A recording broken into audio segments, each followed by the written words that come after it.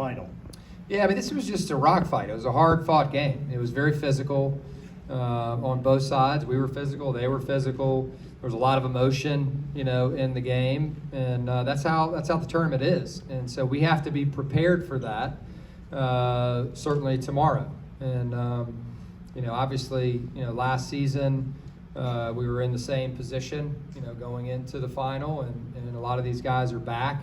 And excited, and feel very fortunate, quite honestly, to be playing in it again.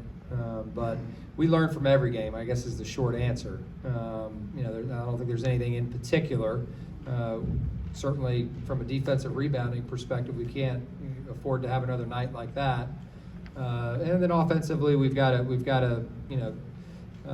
the ball a little bit better than we did, in this particular game. Go second row. Ben Rikosh, WVCW Sports, 25% from beyond three-point arc. Do you think that you're getting good looks and they're not falling, or do you think that your team could get Yeah, I better was spots? happy. There were several that were contested that got to the end of the clock, where we were forced to shoot some, and so that's going to obviously take the percentage down. We had plenty of open ones, that didn't go in, and that's been our season. We don't have to rely, totally on those, because our guys do a great job of offensive rebounding and finding, 2-point shots, as evidenced with Firms there, and Max getting to the basket, Zeb's dunk, Joe getting to the rim.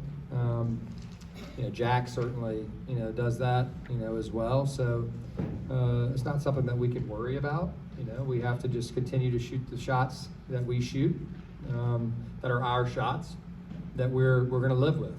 And certainly, I can't sit here and tell you it was 100% that I'm going to live with every one of them. But the majority, yes. Chris. Powell, Couch Coach Live. Congratulations on the win, Coach. Jack Clark, 8 rebounds. Also had some key contributions on defense. What was your thoughts on his performance today? Yeah, I mean, I got on him, in the second half, in regards to his defense. We needed him to step up.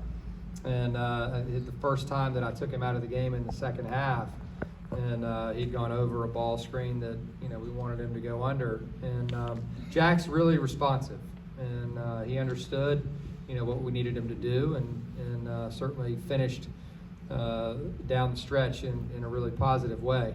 We haven't had to play many games with them with 4 fouls. I mean, that's one of the first, and I can't remember the last.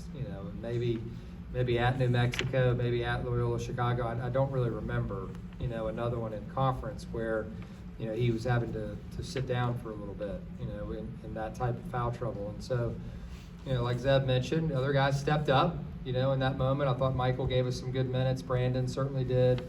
And, Firm and Luke kind of traded off. But Jack's a really important player, to our overall team and success.